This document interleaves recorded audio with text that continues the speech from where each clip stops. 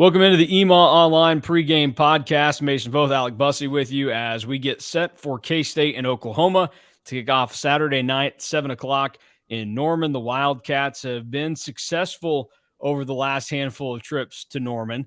You go back to 2012 when they won there. They also got the win in 2014. And after not so glamorous performances in 16 and 18, they then won in 2020 on the back of Deuce Vaughn. That was kind of his coming out party. And talking to him last night about what that game was like for him, he still has fond memories of it because that was the first game that he got a start in at K-State and everything that played out there, and coming back from 21 to win on the road in Norman. And that may have also been the first moment where Sooner fans started to scratch their head and say, the Spencer Rattler guy may not actually be the answer here.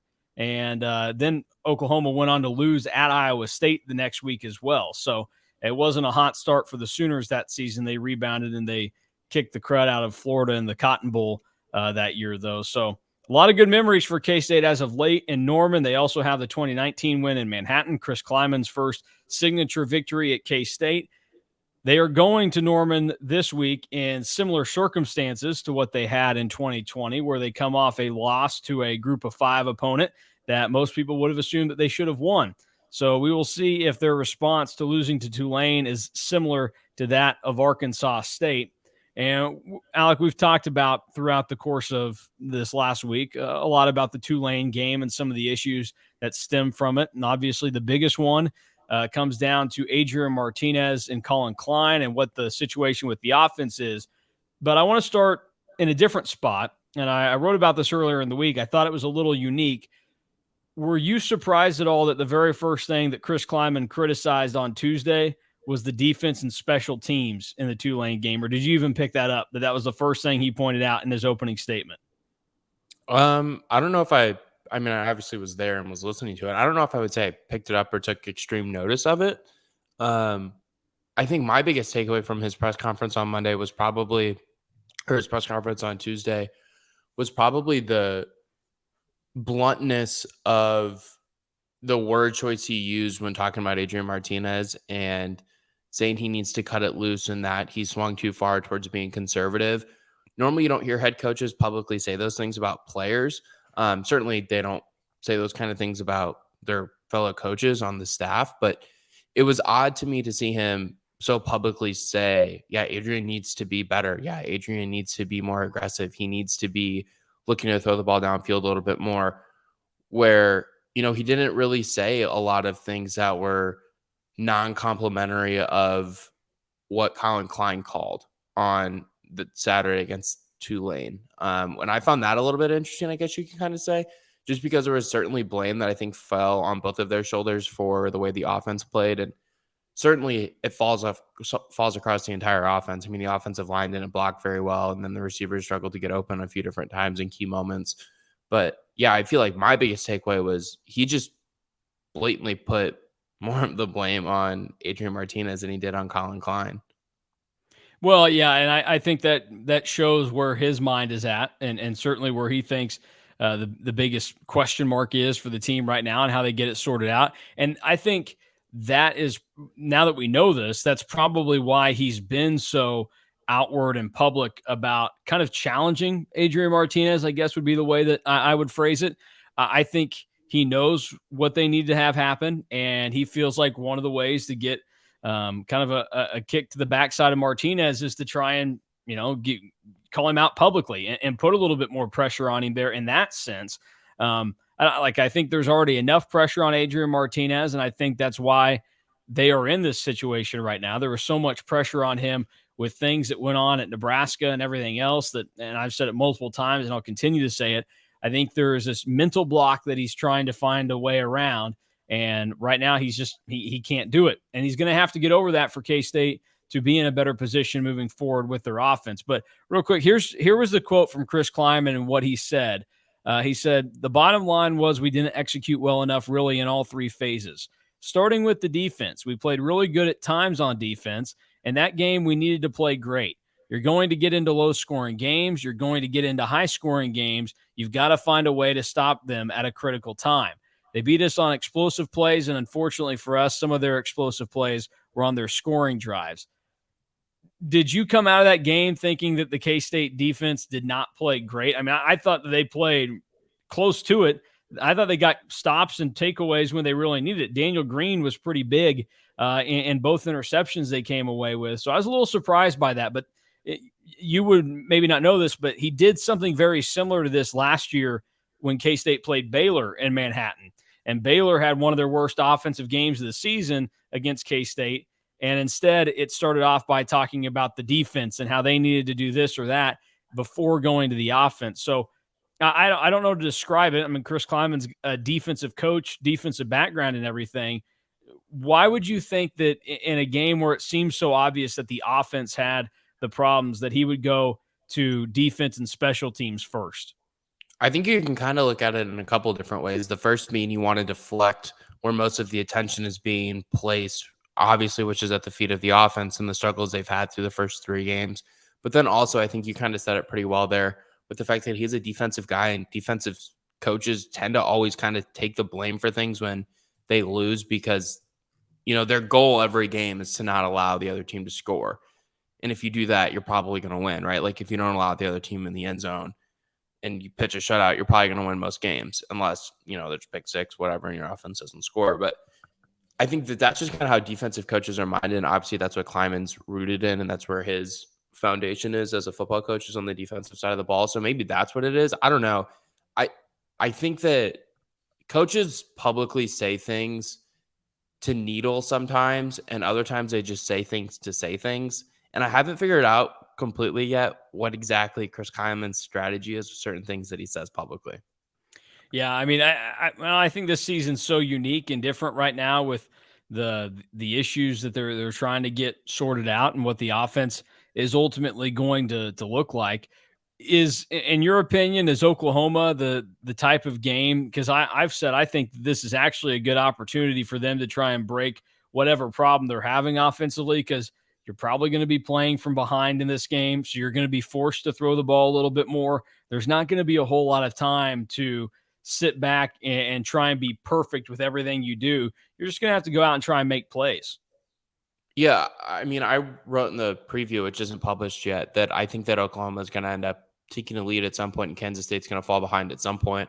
Whether that's a couple scores, whether that's just a field goal or a touchdown, and they're in the game, remains to be seen, right? But you're not going to beat Oklahoma if you don't effectively throw the football. I mean, they have too much talent on their defensive line. They have too much ability across the linebacker position and outside to routinely just line the ball up and run it with Deuce Vaughn. You're just not going to beat Oklahoma. You're not going to beat teams that have supremely more talent than Kansas State does.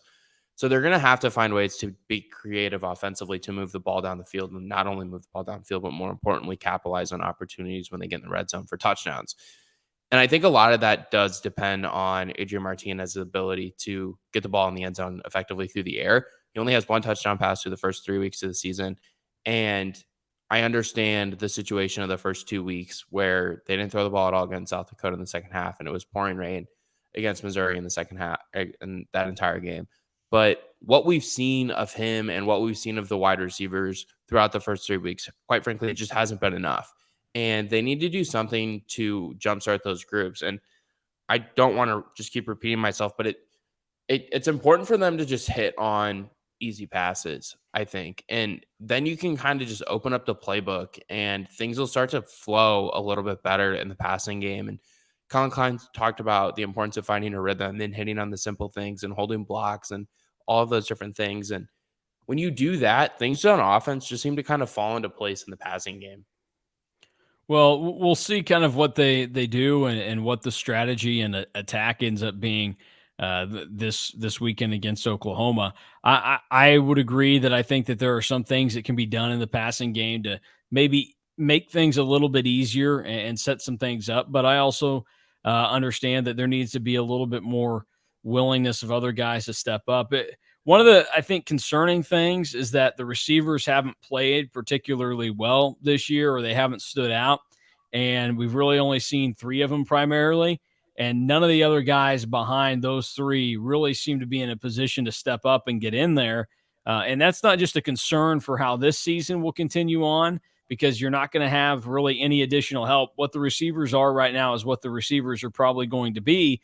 but it also kind of highlights an issue that K-State's going to have moving forward over the next couple of seasons, because if there's nobody on this roster right now that's challenging for a spot to get out there and see significant reps, that's a little concerning with how things are going.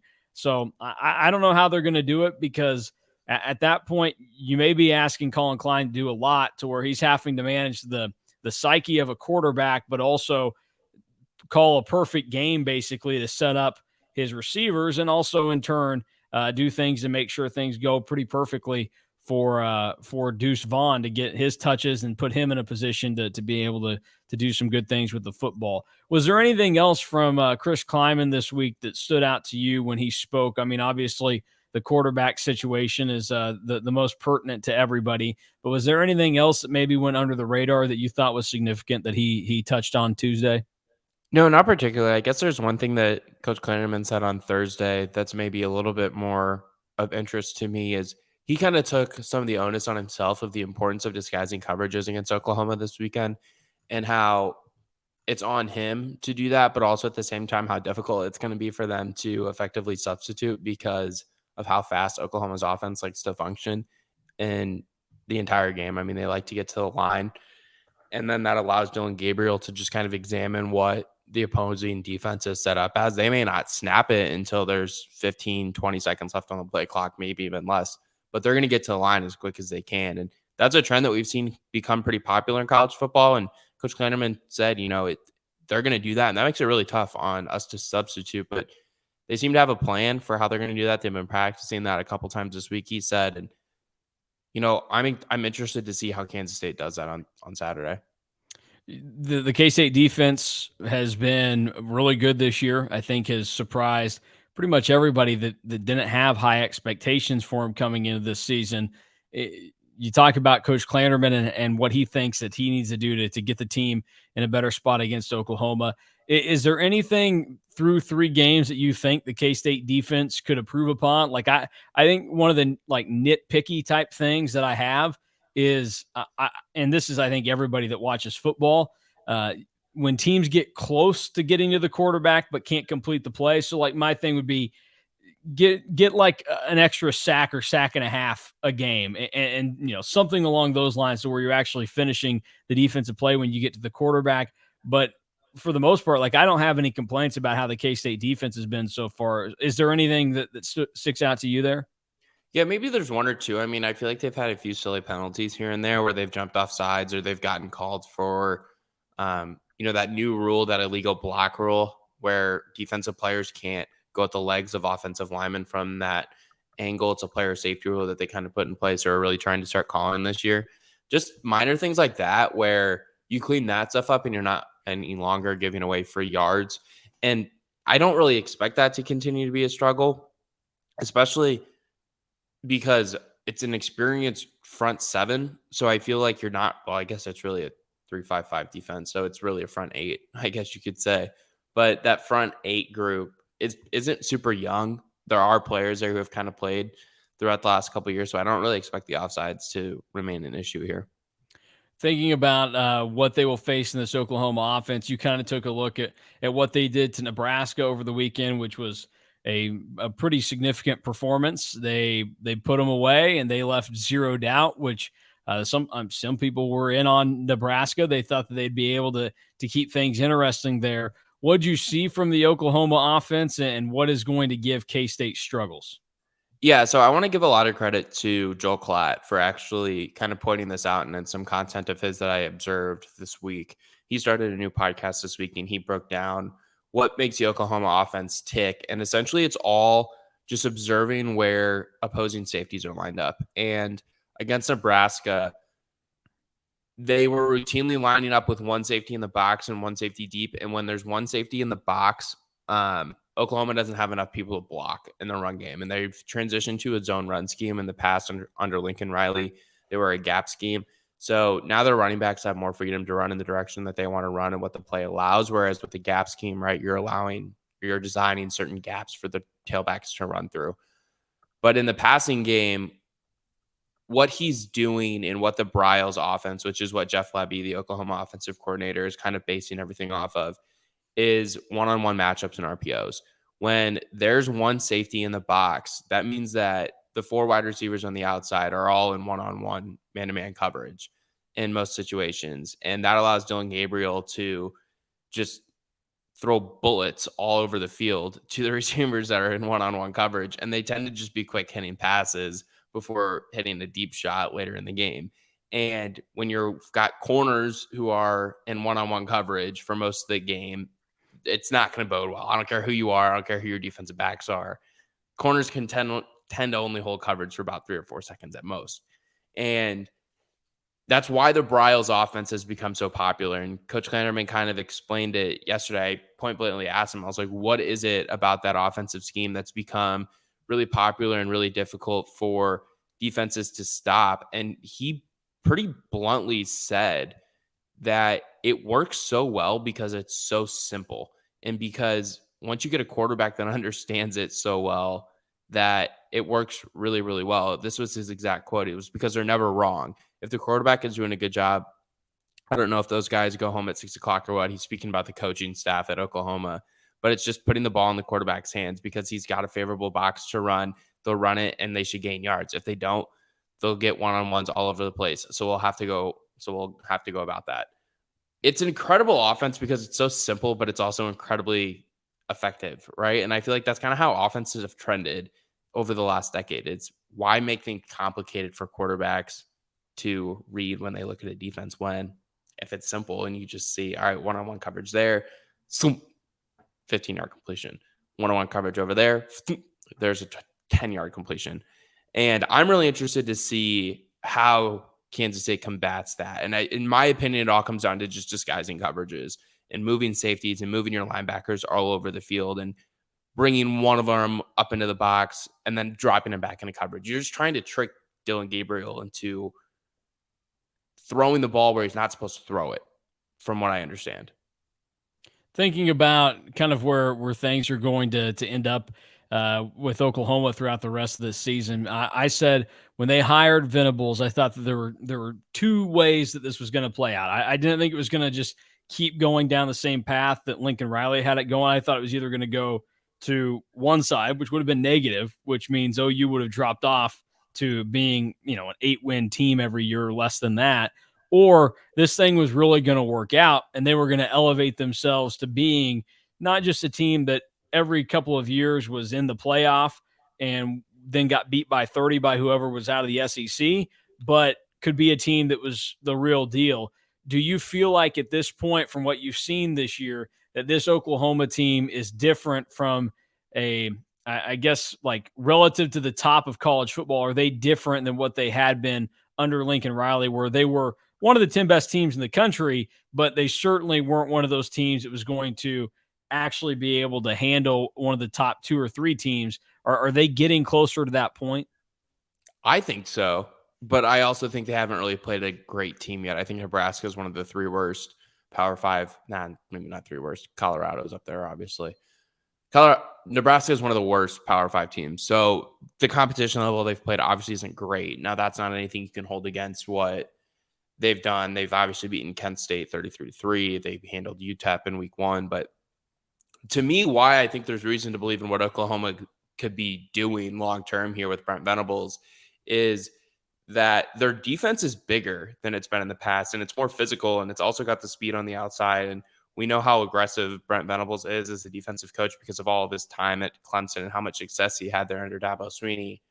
And yeah, I do think that there's reasons to believe that Oklahoma could be trending in a similar direction, potentially better direction than where they were under Lincoln Riley. Now, I have a ton of respect for Lincoln Riley, and I think he's going to make USC one of the better programs in the country over a year-over-year basis. But I do think there's reasons to believe in what Brent Venables is doing at Oklahoma. And my biggest concern would just be, can they continue the offensive production under Lincoln Riley? Because if they can continue that offensive production like they've shown over the first 3 weeks with Jeff Lebby now leading the offense, yeah, that's kind of scary to think about because we know how good of a defensive coach Brent Venables is. So if you bring that same kind of defensive standard over from Clemson to Oklahoma and you maintain a similar level of offensive production, that's kind of a scary thought to think about how potent that could be for opponents, not just in the Big 12 and eventually in the SEC, but on a national level if you're Oklahoma. Yeah, I actually think that Oklahoma and Lincoln Riley both won in this situation. I think Lincoln Riley makes USC better. I think that his future is probably better off at USC, and I think for Oklahoma, I think that they can reach greater heights with Brent Venables there and not Lincoln Riley. So The I thing think that they both too, won out. the thing too with Oklahoma is that outside of like the 90s, Oklahoma's been one of probably the 2 or 3 best programs since the 50s. They've never really had a downtrodden time. I mean, them and Ohio State have never really been bad for an extended period of time. Like even Alabama has struggled at times since the 1950s. You look at the 90s, early 2000s until Saban got there, right? Like Bama wasn't really turning out a ton of success. Michigan's obviously fallen on tough times. Now they're kind of climbing back up here a little bit, obviously, right? But the Rich Rod era, the Brady Hoke era didn't go well for them. Oklahoma's kind of always just been really, really steady. And it's obviously because there's a ton of alignment there and everyone seems to be pointing in the same direction. But yeah, I agree with you, Mason. I just think that Oklahoma's a program that, for whatever reason, just always seems to be good. Like, I don't think they're ever not going to win more than 10 games. Now, maybe Yeah, going to the SEC, things will get different and obviously be a higher level of competition. And they may struggle to win 10 games on a year-over-year basis. But I have no reason to believe that Oklahoma is not going to be one of the 5, 6 best programs in a 16-team SEC. yeah, no, I think Oklahoma's going to be in a good spot still. They make sense. Like they are ready to play in the SEC. They are the caliber of team that can go there. And I mean, obviously they're not yet there yet, but as we've seen with the Texas A&M situation, like your recruiting will take a big bump for joining the SEC, Yeah. and they will be ready to compete with LSU and Alabama and Georgia and whoever else it may be that thinks that I need to pay attention to them. But I think that they're in a good spot right now, and that's kind of what makes them impressive in a way because, like you said, only a handful of schools have actually been able to go through periods without a drop off. I mean, look at even some of these schools that are kind of like all time historic college football programs that even right now have had drop offs as of recently to where they're firing coaches left and right, and we haven't had to worry about them. I mean, like Florida State and Florida have both ripped through coaches now over the last close to 10 years, really. I mean, we're getting close to 10 years ago from when, what would it be? Yeah, 2013 is yeah, when we're 9 years removed from Florida State winning that national championship with Jameis Winston. They went to the playoff the year later, got their butt kicked by Oregon, and then ever since then, things have kind of started to trend downward. and things seem to be going better there with Mike Norvell this season. Yeah, that's kind of a weird one. There's some oddities with college football. I'm ready to get past just 3 games of a sample size so we can understand what's real and what's not, Kansas. So I'm Well, ready to that's kind of what I'm see. really. I think that weeks 4, 5, 6, and if you want to extend it to week 7 of the college football season, are some of the best every single year because you're no longer filling the schedule every weekend or filling the weekend slate every year with a whole bunch of non-conference games against lowly opponents for Power 5 schools. And these few weeks are really like prove it weeks for a lot of people. I think a lot of people are kind of hopping on the Oklahoma bandwagon right now, right? And I think this is a good pertinent example for us to use. But I texted you and I texted Gabe earlier this week, right? Between Oklahoma, USC, and Clemson, which of those 3 schools would you feel most comfortable picking to be the 4th team in a playoff right now, behind obviously Alabama, Georgia, and Ohio State? But I think that And then I USC, said USC, and Gabe was a Pac-12 truther and was like, I don't know, Pac-12 is tougher than that. I said I'm on USC right now, but they haven't played anyone very good yet. Well, And I their don't defense, think they're going to really have to play all that many good teams this year. well, I disagree. I think the Pac-12 is kind We of got good. Actually. Utah. I don't know. But are that like Oregon kind of surprised me that Oregon was able to go out and beat BYU the way they did. But and I I mean, get that it's Oregon State's Georgia, not bad. but Like, I think this no, weekend but for Oregon State and USC is actually a really interesting matchup. It's on the road. It's in Corvallis. That's a difficult place for USC historically to go yeah. play. I'm not saying I think USC is the going to the lose. Rogers brothers aren't walking through that door. I'm not saying I think Sean USC is going to lose, Mannion's but not their walking defense through that door. isn't good. Their defense is awful. It's probably in the 10th, 11th, 12th tier of the Pac-12. And yeah, they may go put up 40, 50 points against the Beavers this weekend. But I guess where I'm going with this is these weeks of the season are prove-it weeks. And I think we can focus this on the Big 12 for a lot of schools. I think Oklahoma needs to prove what a lot of people are kind of starting to take notice of again. It's like, all right, Oklahoma's been really impressive through the first 3 weeks. What they did to Nebraska was put the nation on notice, for lack of a better term. And now they get to play a Kansas State team who a lot of people were really high on coming into the year, but took a tough loss to Tulane by all measures. Texas, people have started to get high on because of the way they played against Alabama, because of the way they rebounded in the second half after a tough first half against UTSA last week. It's time for a program like you said, Kansas. They played Duke this week. I mean, a battle between 2 3-0 programs, and Kansas is receiving votes in the AP top 25. Yeah, that one we can kind of cool our jets on. Like I said earlier in the week, I went on a radio show here in Wichita, and they were kind of talking to me about what I thought about Kansas. And look, the K-State alum inside of me, I hate seeing KU be good at football. It's fun when your rival is the worst team in college football. That is a really fun experience to have. And it's not even just the fact that like that's the part about it that's tough. It's the fact that take somebody that's my age, for example. I'm 24 years old. In my lifetime, K-State has only lost to KU 4 times. I mean, that's a pretty insane number right there. So for 24 years, I've seen K-State win 20 of the 24 matchups that have been played by these teams. And so you think like that it's a weird dynamic, but I did say this, like KU people, have your fun and you deserve to have it right now. Like Absolutely. You should be able to live it up, do what you can. It's a sellout crowd this weekend in Lawrence. That school deserves all the credit in the world for what they did to get Lance Leipold. He's a phenomenal coach. I've thought he's a great guy when I've been able to talk to him. Like there are a lot of things there that they deserve to have their fun in the sun, but we do need to slow down. They should not be getting top 25 votes right now because they haven't really played anybody yet. If you go and look at it, I think from going back to last year in these games where they've started to kind of up their play, or at least the offense has, because there's no doubt they've got a really good offense right now relative to what it's been, and an offense that can challenge a lot of teams in the Big 12. But all these teams that they've played and had success against are, I think, outside of this was fed to me by good friend Cole Manbeck. He said that I think KU is in a spot where all these opponents they've played have been outside the top 90 in points per drive recently. So they have not played the greatest of defenses, and they don't have a great defense themselves, but they do deserve credit for what they've done. We'll see what happens. I really don't know that we're going to get anything out of the Duke game because Duke is kind of in a similar position. Like they've played an odd kind of weak schedule. They're on this trend of trying to find their way up. I mean, their signature win is a road game at Northwestern, and Northwestern I don't think is very good. So we'll see how this weekend goes for them, but they deserve to have as much fun as they can right now. Live it up.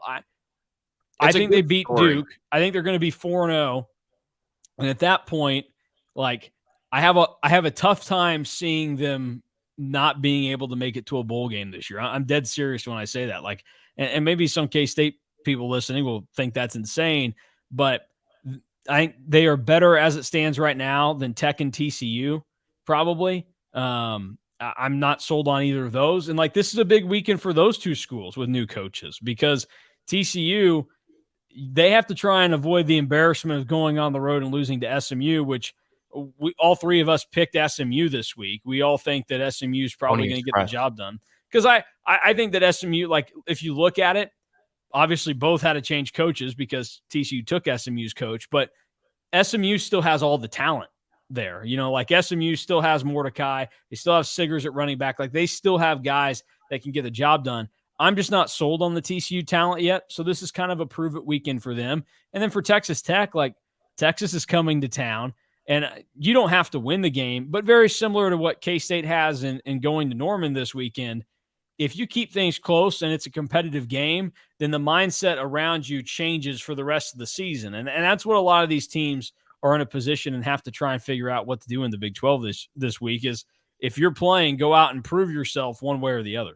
Yeah, and that's what I think I view these 3 weeks as is this is when you really kind of get an understanding of how good teams really are and what you could really expect to see. And you get an understanding of what a true big upset is and what a true big upset is not. And that's why I really love these 3 weeks of the season. And, if you're Kansas State, you get a great opportunity to right the ship against Oklahoma. You get a good opportunity to start 1-0 in Big 12 play if you're able to go on the road and get a big marquee upset win. And I think you and I both said this. I know players said this. I'm pretty sure coaches said this. All of Kansas State's goals essentially are all still in front of them. At least all their realistic goals. I mean, I don't really think people in Kansas State circles are expecting them to go compete for a college ball playoff berth or a national championship this year. Like, those are probably gone. But losing to Tulane doesn't affect your chances at going to Dallas or Fort Worth, wherever, Arlington. There you go. You got it on the third try. There we go. Knock the third one out of the park. That's on the table, right? Like, you still have your rivalry games on the table that you can still go win. And I think you get an opportunity now to just clean slate everything and go into Big 12 play and see if you can figure things out. Well, obviously, the biggest part of that is the offense has to do something different. We talked about the defense, and obviously we talked after the Tulane game about the struggles that have gone on there offensively and trying to figure things out. I continue to go back to, I just think that there is a mental hurdle that Adrian Martinez has to find a way to get over. And I think that you have to try everything you can as a coaching staff to try and get him over it. And that's why I think part of it has been the Chris Kleiman publicly challenging him this week a little bit by he didn't directly say like Adrian needs to pick it up, but he has kind of hinted at things a lot. And there's been a certain tone to his voice when he's spoken about it to where it's kind of, if you're Adrian Martinez, you hear that and go, okay, coach is looking at me to do something here. So I think we'll see what happens this weekend. Do you think that there is any way that the K-State offense gets right this weekend against OU, or is that going to be too difficult of a matchup for them to do it against this week? What's your definition of get right? I think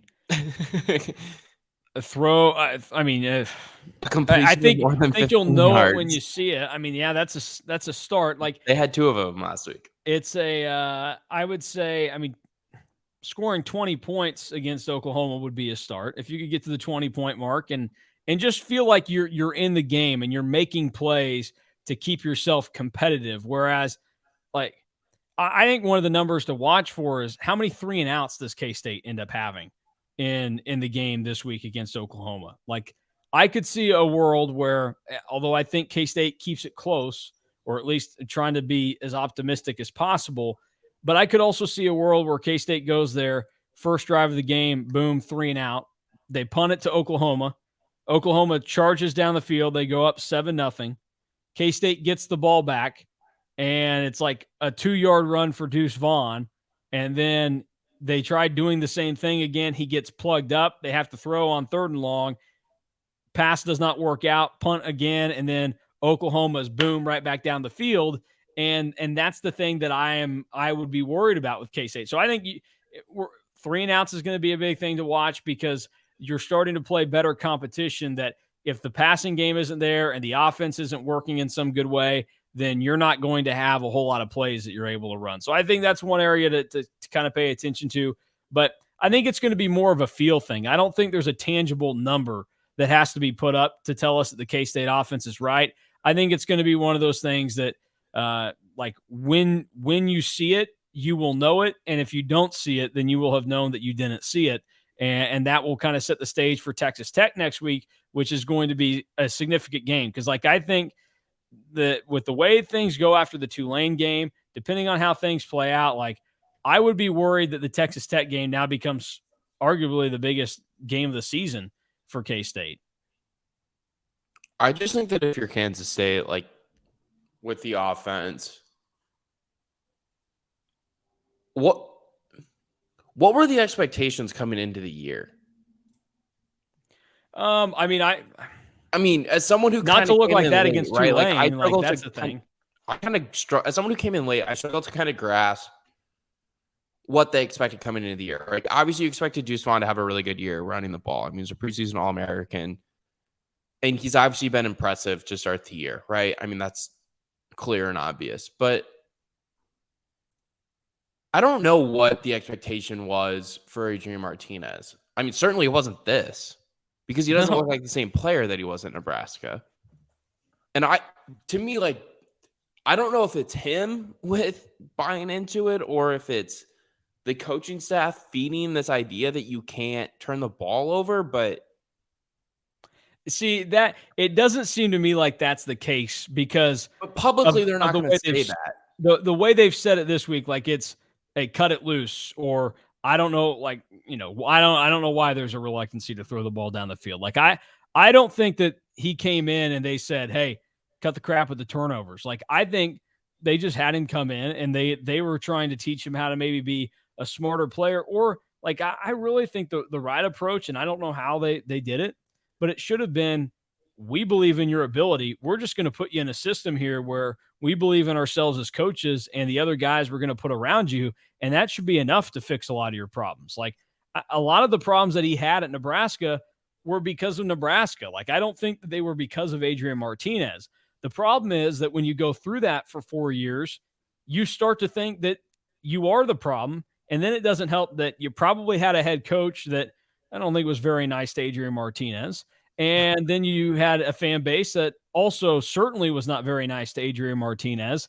And all of that stuff starts going into your head, and it gets really tough to where when you get out there, you're overthinking everything that you do, and you're trying to play perfect and not make a mistake. And I think that's what they have to try and stress to Adrian Martinez and get him over this hump and say, a perfect game doesn't mean that you have 0 interceptions and 0 fumbles.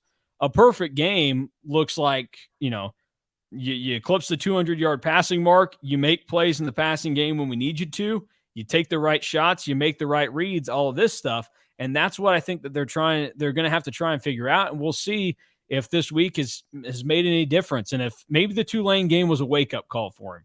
And maybe it's a good thing that the Tulane game happened. It's a non-conference game. And like you said, K-State was not going to be a college football playoff team. So a loss in the non-conference really doesn't mean anything to K-State's season. It's frustrating. It probably makes you, an 8 or a 7-win team at the end of the season instead of a 9-win team or whatever it may be. But it doesn't really do anything to your goals. So maybe that was the right kind of wake-up call, and they needed that. But we've talked about it so much. There's just not a whole lot more to say and do until we actually see how K-State's offense looks on Saturday night, because we can't accurately assess blame on Colin Klein, I think, until we see Adrian Martinez change some of the ways that he has played over the first 3 weeks of the season. Yeah, I don't know. There's nothing more to add to the offense. Yeah, I think we're just in wait and see mode, and it's we're frustrating. Repeating the same things we said for a week. Yeah, I mean we're sitting here. We're 30 hours as we're recording this. We're 30 hours away from kickoff, and like I wish we could have the answer now, but we don't. Technically, it would be 29 hours and 47 minutes away from kickoff, since it's 1:13 as I'm saying this. Even better math. Yeah. Real quick on the football side, we touched a little bit on some of the stuff going on this weekend in the Big 12 because there are so many teams that are going to be in a position that they kind of get to prove themselves this week. Little update real quick on the EMA Online staff picks. We make these against the spread every week since it is now legal to bet in the state of Kansas. And I would like to point out that after another successful week, I have taken my lead back from Gabe.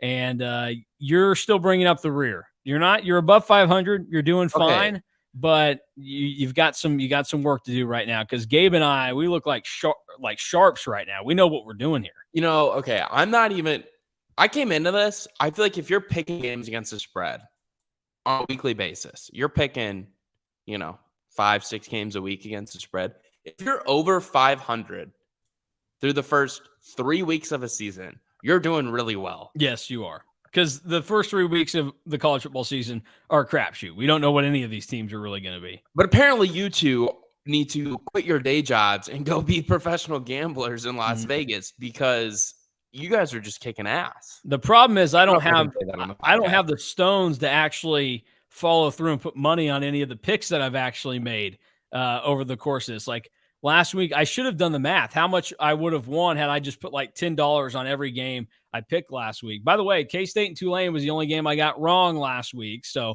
shout out to the Cats for I'm costing me that 14 perfect and record. 11 and 1. That's That's pretty good. good. That's good. But Yeah. I'm 4 games back. What are we doing here? You're You know on a what I good do pace like right here? now. You know what I will say that I do feel confident about myself. As someone who's been like picking games for friends in college football for the past couple of years, I've been that person. Generally, right, like with college football, I remember vividly the start of the 2020 season. My buddies had just gotten into gambling in Illinois because it was legal and they had just turned 21. And they were asking me for picks, and I started the year and I was hitting on all cylinders. I had an 8-1 week like you did. And then I think it was like week 3, week 4, I did not have a good week. I was, 3, 4, 5 games under 500, missed on a lot of the 11 o'clock games. So like, we're never coming to you ever again. I'm like, you guys got to realize how this works. Okay. You can't just ride with the highs. You got to ride with the highs and the lows and hope it averages out well. So your highs are real good right now, Mason, but I feel like you might have a low coming in here. Oh, I will. At some point, and it's a long season.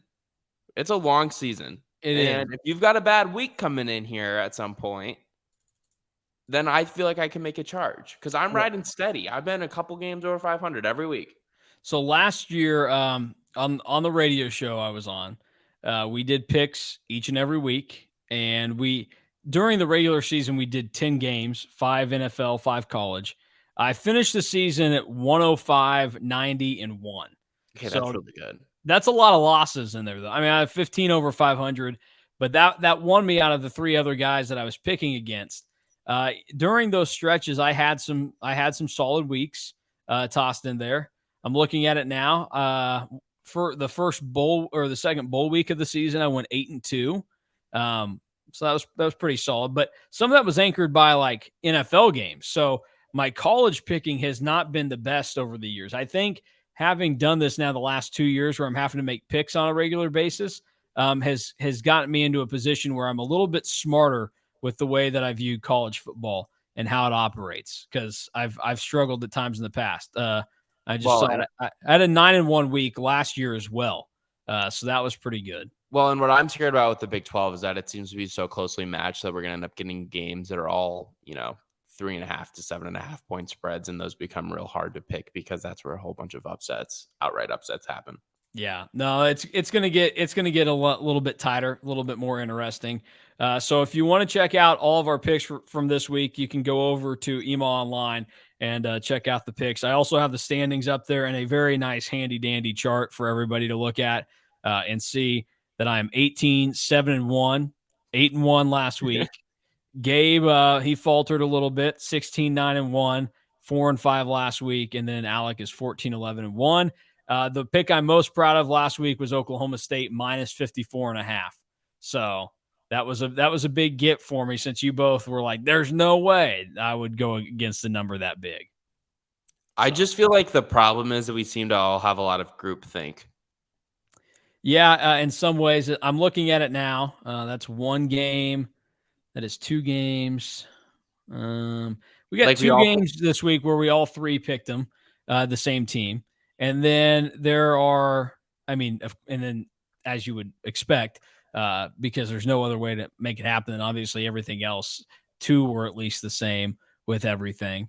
So we'll see how it ends up working out this weekend. But the little tease for everybody, we did not all pick the same in the K-State Oklahoma matchup. So there are some differing opinions there.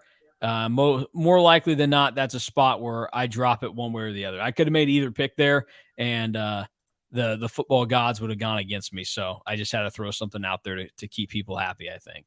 Yeah, well, we'll see what happens. Real quick before we finish things up here, we'll have a little bit of a deeper look at everything in the near future. But K-State had the Big 12 the Big 12 conference schedule for basketball released today, and we knew kind of what the non-conference looked like. We now know that the first Big 12 game for Jerome Tang will be New Year's Eve against West Virginia in Bramlage Coliseum. There's not a start time for that game yet, though, which New Year's Eve, that's dangerous. Would you rather have a night game on New Year's Eve or a day game on New Year's Eve? It'll be like a 1 o'clock start. What time is the game? Or what day of the week is New Year's Eve? It's a Saturday. Oh, God. Yeah. America's going to burn down. It's like a double whammy right there. Yeah, it'll be like a 1, 2, 3 o'clock start, I bet. Well, we'll see how it goes. Is this the year that – are they doing college football playoff games on New Year's Eve this year? I don't remember. There was a couple of I really years hope ago, they're not, because that's so stupid when they do that. Oklahoma and Georgia played in the Rose Bowl. Now, this was New Year's Day. K-State and West Virginia started the Big 12 season in Manhattan against each other. Because I remember on my way home from Manhattan that night, because it was Christmas break, so I think I was going back to my parents' house. It was Oklahoma and Georgia in the Rose Bowl playing. So I don't know. I'll have to see what the college football playoff schedule is this time around, because that would be dumb if that's how it worked out. But they also they wouldn't play it on a Sunday this year. They're not going to take away from like the NFL. They'd be smarter than that. So that's true. Yeah, so I think we are looking at a New Year's Eve matchup this year. Darn. I don't know. I'm on their website now, so I don't know that that's going to help me out all that much. We'll have to see it later in the year. Okay, I got it figured out here right now. Yes, we are looking at. Oh no! Hey, hang on. Well, this never mind. This does not help me at all. This is great podcasting. Yeah, no, I know. It's like this is flying by the seat of my pants right now. Oh no. Yeah, December 31st is when the playoff semifinals are. Darn. So Fiesta Bowl, Peach Bowl this year. You know what that makes me think? That makes me think the game against West Virginia is going to be at like 11 o'clock. Well, and that would make sense then why it's TBD on time and TV designation. Although, I mean, they could move it to ESPN Plus and be a late tip off, because then who cares? So it'll be ESPN. If it's going to be on ESPN, it'll be an early game because they don't want to cut into their own ratings for the college football playoff. We'll see where this like 11 o'clock kick or 11 o'clock tip. Well, I don't know. We may not even have to worry about it. Maybe we'll be in I don't know, Glendale for the Fiesta Bowl, because K-State's getting ready to kick off in the semifinal against Georgia or something. So I thought we said that wasn't happening earlier in the show. Well, we can dream. You got to keep everybody on their toes. Other notes about the Big 12 schedule that was released. Then after West Virginia at home, K-State will go for the week to Texas. They will play in Austin on January 3rd. That's a Tuesday. And then the Wildcats will very quickly get Jerome Tang his return to Waco, because they will play Baylor, the third conference game of the season, at the Farrell Center January 7th before coming back to face Oklahoma State. Other notable games, and maybe this one just because you can make a quick road trip if you wanted. They play a Saturday game at TCU. Other ones, I'm trying to look out for the people if they want to hit the road. A Saturday game at Oklahoma State in late February. So those are good opportunities if you want to travel a little bit. And then the first KU game of the season will be January 17th. It's a Tuesday in Manhattan. It will be a 6 o'clock tip-off. Typically, this has been either a 7 o'clock ESPN Plus or like an 8 o'clock, one of the linear ESPN channels. So a nice early 6 o'clock tip against the Jayhawks, which will be very nice. And then other notable games, the return trip to Lawrence will be a 7 o'clock tip on Tuesday, January 31st with the Jayhawks. K-State's final home game of the year will be Wednesday, March 1st against Oklahoma. And then they will bookend their Big 12 season by playing at West Virginia on March 4th. So there you have it. It's a tough opening slate.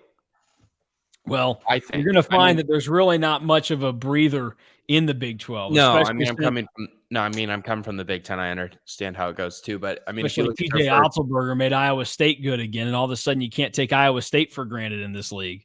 I mean, if you look at their first 6 games, they play West Virginia in Manhattan. That's a winnable-ish game. Mm-hmm. Then they have to travel down to Texas and play the Longhorns. Texas is a team I'm high on. They're a top 15 team, probably conservatively, might flirt with the top 10 at points in the year. Then you're obviously going to play at Baylor. Like you said, that's never easy. Then you come back home and play Oklahoma State. Mike Boynton's done a good job with that program. Obviously, the year with Cade Cunningham is memorable, but that's a respectable opponent. That's a tough game. That's probably a game that Kansas State will like to win if they want to get into the tournament. But then you have to go back down to Texas against a TCU team that's supposed to be really good. I mean, they return all 5 of their starters this year. That's going to be a tough matchup for them. But then you're given no favors because then you have to come back home and play the reigning national champions in Kansas. So I think their first 6 are really, really tough.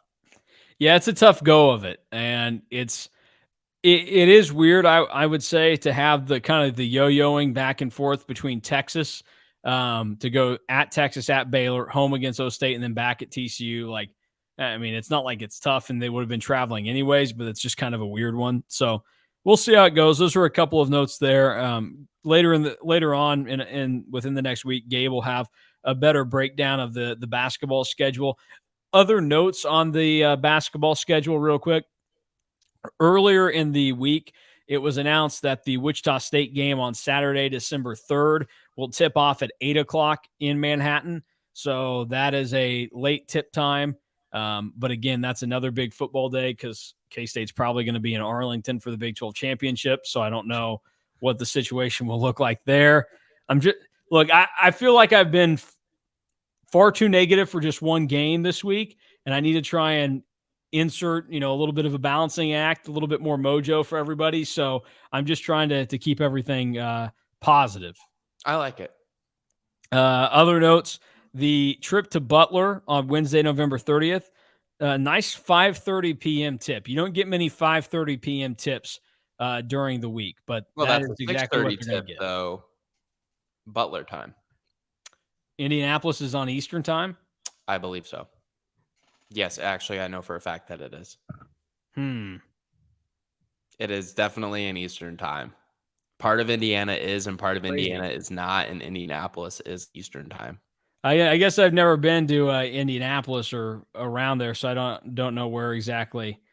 It's like the middle of the state. Yeah, I guess it is fairly far over there. I kind of forget that Illinois is there. Well, I think we need to make that trip, and also then I don't know, do something really fun out of it. We could roll through Champaign so I could see your stomping grounds. Cam's, baby. I'll take you to Cam's. What's that? It's a bar on campus. Oh, okay. All right. We can stop in Champaign if we'd like. We can stop and see what the Illinois basketball schedule looks like. Maybe we'll be in town. Oh, that's a good call. I would like to get on that. I mean, so what? K-State will play. Oh, they'll have a week off because that'll be the week after Thanksgiving. Yeah. So they won't have a basketball game. Now, I guess there will be a football game to worry about on Saturday. But then get after it, get on the road and see what's going on. I'm interested in this now because I love a good sports road trip. I love sports road trips too. And I will also tell you that Champaign isn't very far away from Indianapolis. It's only an hour and a half drive. So that's a bonus too. Perfect. I've got the best man at my wedding lives in Valparaiso, Indiana. Yeah, really? So I've been to Valpo before. Let's see. So what? That's November 30th.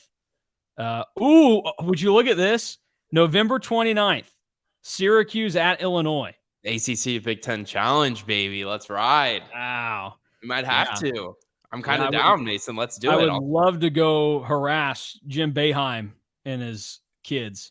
I am so down to do this. Get tickets, show you the House of Pain, as they like to call it. Why do they call it that? Champagne. Oh, okay. I gotcha. That makes sense. You see the wordplay there? Yeah. Whatever. I don't know. I'm okay. Well, I'll show up to support Brad Underwood. How about that? Well, K-State people do have a strong affection for Brad Underwood, from what I've understood. He is a legend. Anybody connected to? Well, I mean, he averaged like 1.8 points a game in his career. Don't disparage his playing career. It's not. Coach. It's so much more than the playing career of Brad Underwood. It's he's a Kansas guy, even though it's McPherson, so we'll give him a pass for that. But he played at K-State, even if it was barely, And on top of that, then anybody connected to the Frank Martin era at K-State is going to be like a 95% approval rating from the fans. Like you cannot say anything bad about the Frank Martin era at K-State because it reinvigorated basketball in Manhattan. And Frank is like a cult hero, and anybody that was with him during that time is a hero as well. So don't disparage Brad Underwood's playing career because it's so much more than that. Okay, I won't. Brad likes to make fun of his own playing career, which is really funny too. So, well, who had a better playing career, him or his kid? ooh, that's a good question. Tyler Underwood. I love Ty. Ty and I actually have a good relationship. Ty actually played a pretty, not like important role, but like an integral role in some of the early teams in Illinois that Brad had that weren't very good. He used to have to come in because they had no ball handlers. I see that. He played in a total of 17 and 14 games the first 2 seasons at Illinois. It's kind of insane that he would. He's on staff now as a recruiting director. He and Bryant Reeves' kid, Trey Reeves, were both bench warmers at Oklahoma State together. They were probably the most notable duo of walk-ons in the Big 12. Well, I think Tyler played at 3 schools because I think he was on. I guess it would only. I think he was on the roster at SFA. Oh, he may have been. I don't know. I'd have to go double check his career profile page. But yeah, Tyler actually played a somewhat integral role on some of those early Illinois teams. He wasn't ever very good.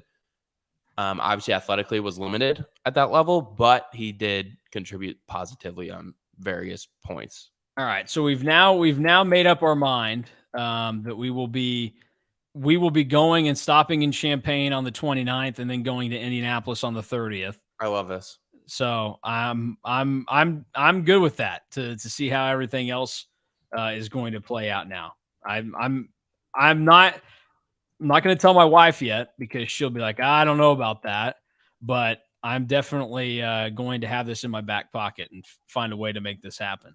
I'm all for this. I'm really going to miss going to games in Champaign. This is tough here. You're more so from this area. I don't know Indiana geography. How far is it from Bloomington to Indianapolis? Probably about 2 hours, I would say. An hour and a half, 2 hours.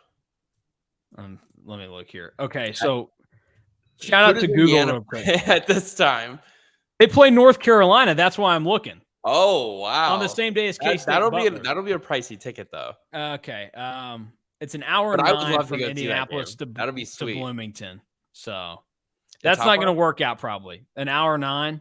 Yeah. I was so unless they're tipping off at like 10 o'clock or they play like during the day on a Wednesday, we're not going to make that one happen. No, that's unfortunate. That's a great place to go see a game, though.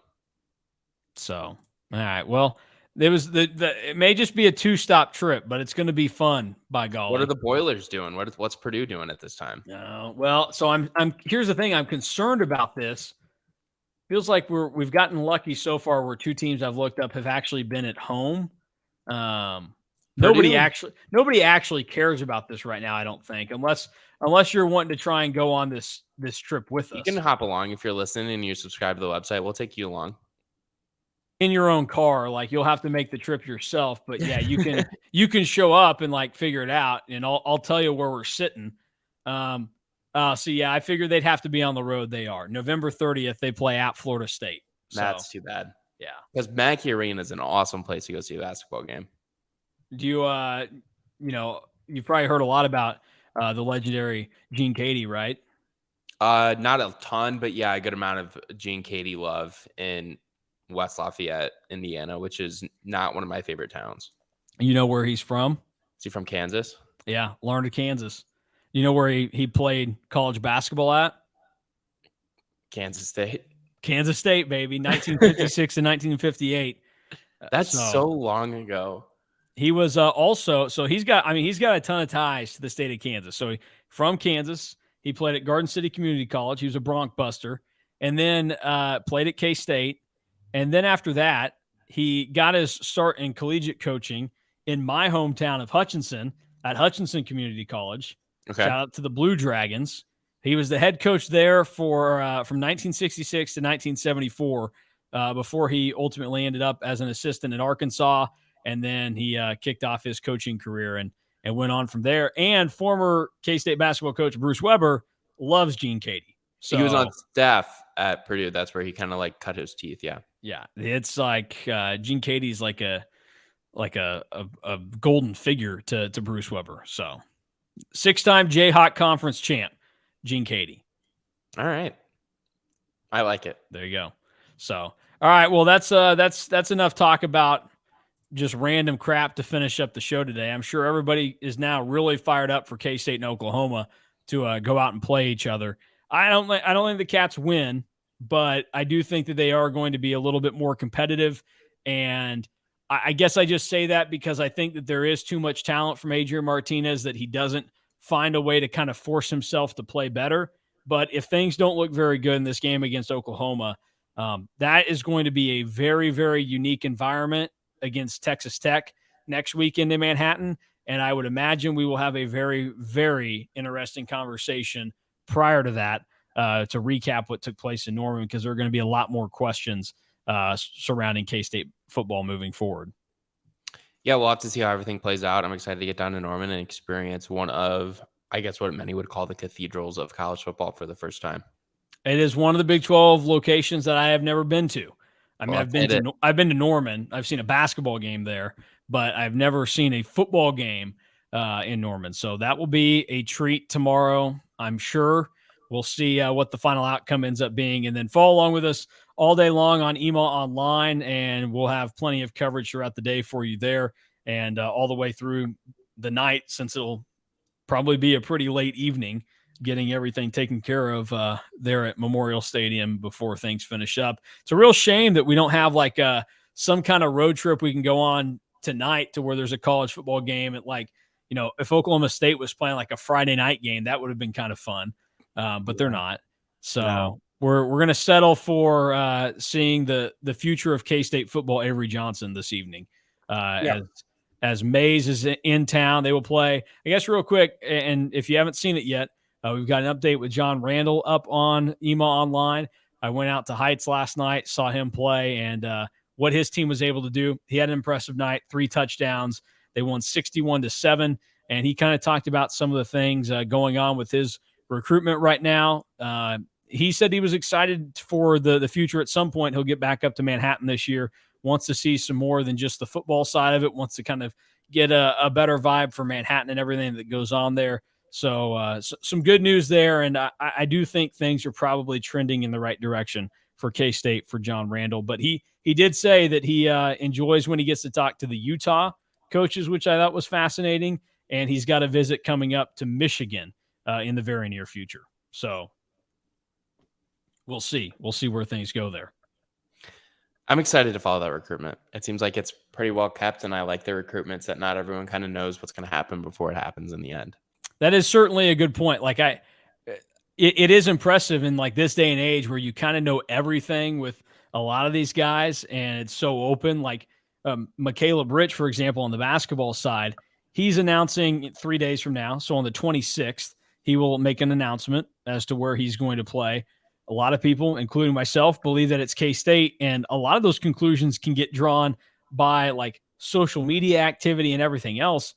John Randall Jr. is not like that. You don't get a lot. I mean, it was really like up to the wire on if he was going to be in Manhattan for the visit against Missouri, and then he just kind of sends out a quick little like tweet, and it's like, okay, he is there, but there really wasn't a ton else to go from. So it is kind of fun and unique. He's a really good dude to talk to as well. So I certainly think if he ends up in Manhattan, people would really enjoy John Randall because he'd be obviously a fantastic talent for them to add. So it'll be a lot of fun to keep tracking along with that, and we'll continue to have updates with everything that goes on with that on EMA Online. We'll hop off. We'll get done with this so Alec can get ready to hit the road, make his way down to Sedgwick County to check out Mays tonight with me and see Avery Johnson.